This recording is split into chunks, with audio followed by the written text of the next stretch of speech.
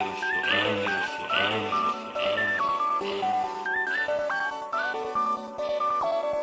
guess what? What? I don't know.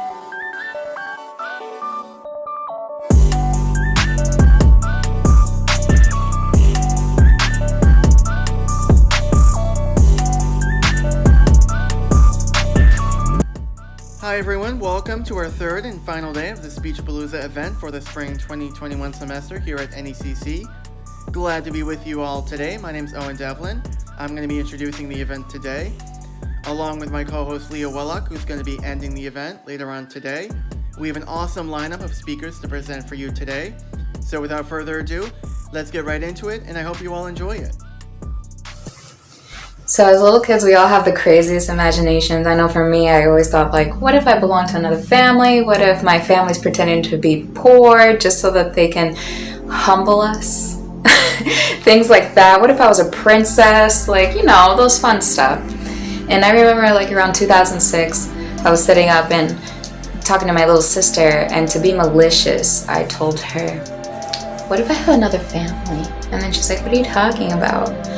I'm like, yeah, what if I have other brothers and sisters? And, you know, I knew that would hurt her feelings because she's my little sister, you know, the only person I know. And she's like, no, stop, Iseline. And I'm like, Madeline, but what if daddy's not my real daddy? And I stopped after I saw that she was going to cry because she's like, no, don't say that. And then I kept that in the back of my head for some reason. I was like, what if? I noticed the little subtle differences in our treatment in the family that I was like, So I sat on it for a while, and I waited to get my mom alone. So 2 years later, I finally got my mom alone, and I was able to ask her. I said, hey, is daddy my real daddy? And she stopped, stared me in the face, and said, I can't lie to you anymore. I thought this woman was trying to get back at me for being mean to my sister. I couldn't believe it. I was like, what? And she goes, yeah, he's not. I almost passed out. I couldn't believe what was being told to me. And I mustered up, well, where is he? And she goes, well, he was murdered 2 years ago, unfortunately. And I was like, I thought about this 2 years ago, and I didn't ask. Like, I couldn't even imagine if I would have asked sooner that I could have met this man. And we left it at that, and she took me to school because it was still school day. And I was sitting at my desk and I couldn't concentrate. I was trying to think of, like, what the heck? Why didn't I ask earlier? How didn't I notice earlier? I always noticed some subtle things, like our families treated me different. My adopted father's family treated my sister like she was the golden child, like she was the first kid, and I'm like, I'm the first daughter. And then my mom's side of the family treated me like, you know, oh, first baby, you know what I mean? And I noticed the difference.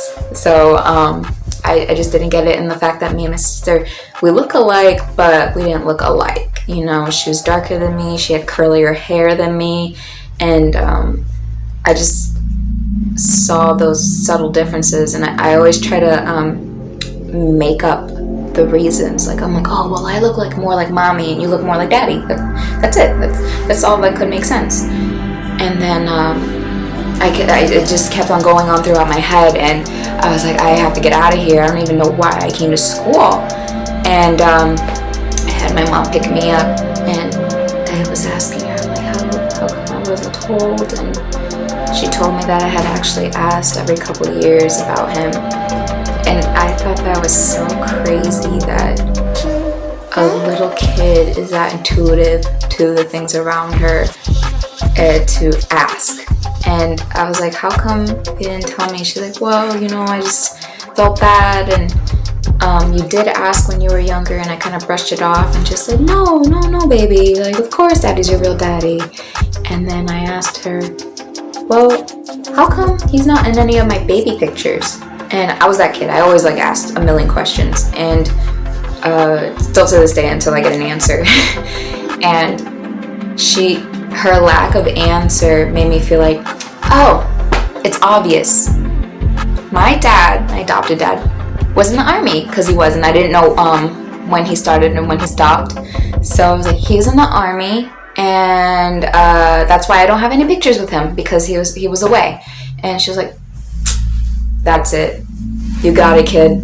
So I stuck with that answer for the longest time, and I asked her, I'm like, do I have brothers and sisters? And she's like, actually you do. And I had pictures with them. So she put out that photo album. She's like, remember this party? And I was like, yeah. And then I had a picture with my brother and sister that she told me that they were just like cousins. You know how like Hispanic people go to people's houses and you're like, that's your cousin, that's your cousin, that's your cousin, go have a good time, you know, kind of thing. And I couldn't believe, I was looking at a picture I've already seen, like it was brand new. I looked at their faces, I could see how much they look like me, and it was insane to have another part of me somewhere else. And I was like, do you know their names? And at the time there was MySpace, so I could like look people up, and I looked at my brothers and sisters, and I was able to talk to them and get that like little bit of closure, I want to say, and being able to say hey, and them telling me, hey, I remember you, we talked about you, we don't forget about you, we love you, and Daddy always had a little picture of you as a baby in his sock drawer, and he pulled it out and he said, this is my most beautiful daughter. And that story I've heard multiple times, so like through everybody. And it was cool to be able to know that I had that other part of me and people that thought about me, and to learn that I was able to handle such a big thing, a big secret, without any kind of anger. I just was like, it is what it is. I was more than anything thankful for my father, the one that raised me, for taking the initiative to even do it, and not acting any different towards me than he would his own daughter, his blood daughter.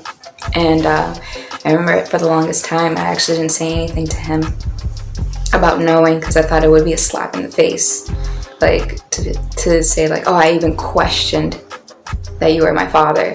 That's what I thought. And I remember I broke down, I hugged him, and I said, thank you so much. And he was like, what is this for? Because I wasn't like a super affectionate kid.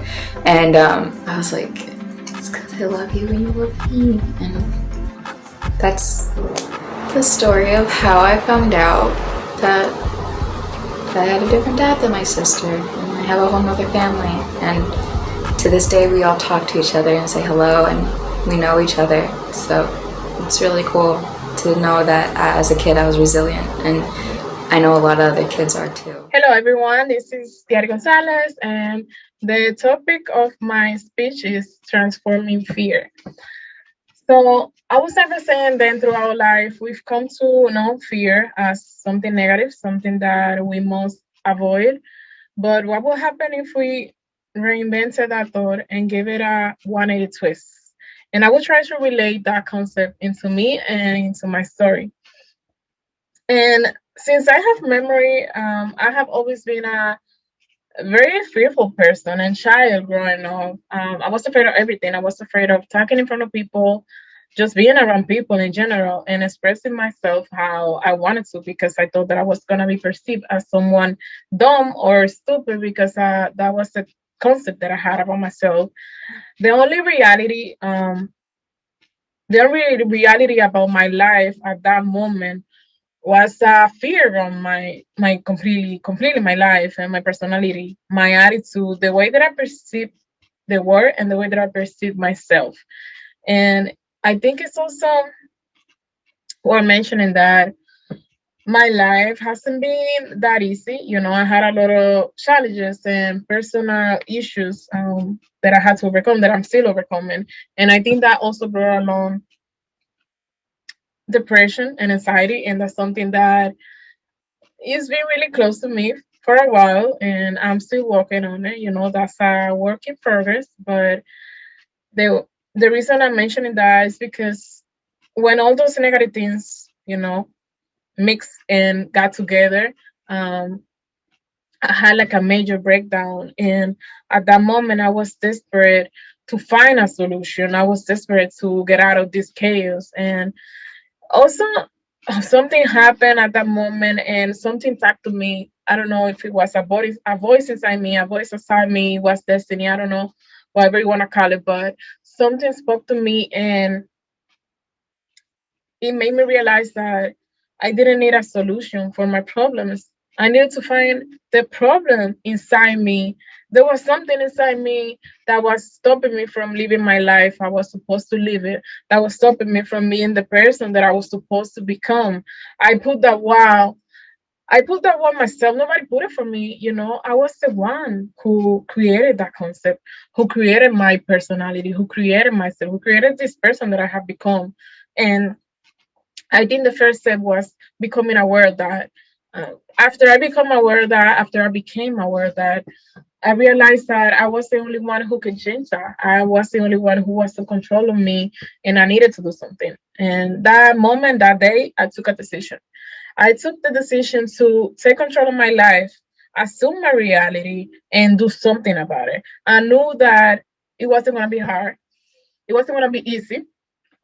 I know that this was something that it was going to be a big, big, big challenge for sure. But I was determined to do it. I was determined to do whatever I have to do. I took a decision, and I never looked back. And I started a journey, and I started my journey, to transforming my fear into an opportunity to becoming a better person, to growing as a person. And I think everything started by questioning the thoughts that are on my mind. You know, um, those thoughts were things like, okay, um, that's not gonna work. I know that's not gonna work, so why even try? I'm not gonna even try. I'm not gonna even think about it. That's not gonna work. Forget it. Um, or things like, I never done anything like it, so I know that I'm not gonna be able to do it. So just forget about it. That person can do it, but that person is way smarter than me. Like, I can't even compete with that person. How can I even think about that? You know? And that was my reality. That was the way that I saw everything. That was the way that I saw the world. And as sad as it may seem, it wasn't only true that I knew. It was normal for me to react that way. But I was aware of that. I was aware of that, and I decided to reprogram myself, reprogram my brain and my mind into believing that the opposite is actually possible. And every time that I got one of those thoughts, I tried to change it to something like, okay, I never done anything like it, but what will happen if I try? Let's try it and see what happens.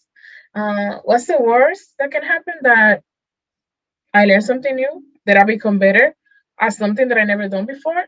Can that kill me? I don't think so. So bring it on. I'm ready for it. That even though I didn't believe that at all. I did. Let me tell you right now, I didn't believe that at all. I forced my mind to say it and to fake it, basically, But I knew that it was gonna work, and I knew that I was in the right track because I felt the pain. I felt the discomfort, and I was like, "This is the sign. I have to keep going. I have to keep going." And even though that it hurt a lot, and it felt really discomfort, I kept going, and I never stopped. And the moment that I realized that I was able to do something that I would never think that I was going to be able to do, that was when I said to myself, okay, I'm up to something. This is actually working. Okay, I'm going to keep doing it, but because this is actually working, this is my life's going to change if this is works how I expect it to work. And after that, I started seeing fear and challenges as opportunity. I was excited for it. Like, I was excited to be challenged because I knew that I was gonna learn something from it, and I knew that nothing can hurt me. What's the worst that can happen? You know, and every time that I accomplished something, I needed to go higher. It was like I was like climbing a stair. I needed to go like a step higher. Okay, I did this. Okay, if I did this, I can accomplish something bigger. So I went bigger and bigger and bigger, and I even tried to put myself in places and things or doing things that were completely out of my comfort zone. And even though that it felt really like no normal to me, suddenly I discovered that all those years, that all my life, I have been limiting myself. I have been limiting my abilities just because I created that reality. Nobody did it for me. I was the one who created that, and I was the one who needed to change that. And that was the end of it. I stopped doing that. I've stopped limiting myself, limiting my potential. I actually, even if I didn't know how to do something, even if I knew that I had everything against me, I will do it. And I was determined to accomplish it no matter what I needed to do. And I think the best example of that, the event most relevant to that was enrolling in school. Given that I had around 8 years without being in school, and that I graduated from high school in DR, Dominican Republic, and that English is my second language. Even that I had everything against me, to fail basically, and to make a school really like frustrating process. I was determined to change that reality. And even though I was afraid, I said, okay, you know, uh, I'm gonna do the best. I'm gonna give my best as I always do. And whatever happens, that's the way that it was supposed to happen. And I once I enrolled in school, I became the student, that annoying student who's always asking questions just to the teacher, to everyone around it, and I didn't care what everybody thought of me. I had a goal, and I needed to accomplish that goal, and I needed to keep going in my path to growing as a person. And I just completely forgot about fear. I just did whatever I needed to do. And I just started like researching for, things that can help me. I started joining programs, and one thing led to another, and I came to know like a lot of resources. And suddenly, I knew so many things that, other students didn't know, and resources that I use that help me like become in the student that I am today. And I realized that I had an advantage, and and an advantage over other students. They didn't know about all these resources, and I knew about it, so I used it to my benefit, and I used it to become a better student. And even though that I had to work really hard, because I had to, it's not something that happens magically. I had to work really, really hard. I can say that up to this point, I have a 4.0 GPA, and I have accomplished many things that I would never think I would do, given the fact that, I have everything against me, and given the fact that I had all the disadvantages, compared to other students who knew the English, who graduated from high school here, who know how everything works, but I did it. And till this till this day, I'm really proud of what I have accomplished, and that only shows me that you can only go further than that. You can only go higher. You can only like achieve more things. And what I'm trying to convey is that you don't just stop seeing fear as a threat. You gotta welcome fear, welcome into your life, and realize that fear serves a purpose for you. The purpose of challenging you, and making you get out of your comfort zone, and making you do those things that are completely out of your comfort zone. And I think that a video that I saw recently, a TikTok video, that's one of the most popular one, the body language may shape who you are. And in it, the author mentions a phrase, fake it till you make it. And she actually gives it a twist and change it to fake it till you become it. And I think that really connects with the what I'm trying to say here. And it really shows that that thing that you think you're not capable of doing and that's really out of your limits, is pushing your limits. That's exactly what you need to do. That's exactly what you need to do. Just don't think about it. Don't even think about it. Just do it. The more you do it, the more you fake it, the more you become it, and you won't even notice it. You won't even notice it because you're gonna create your own reality. And that comes to show something, you know. Believe the impossible can be achieved, and there will be no impossible for you anymore. Thank you very much.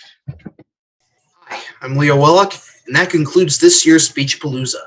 Hope you enjoyed it, and once again, we would like to thank everyone who submitted their speeches and everyone else who made this possible. Lastly, if you're interested in this year's charity, the COVID-19 Relief Fund, there's a link in the description below. As always, it's alright, we got food, we got calm, salute, yeah, it's real. Put a concept on the feeling. Take a ride, yeah. Take the house up in the ceiling. On the white island, reality side. Reality side, reality side. This has been an Omando Son Originals Production.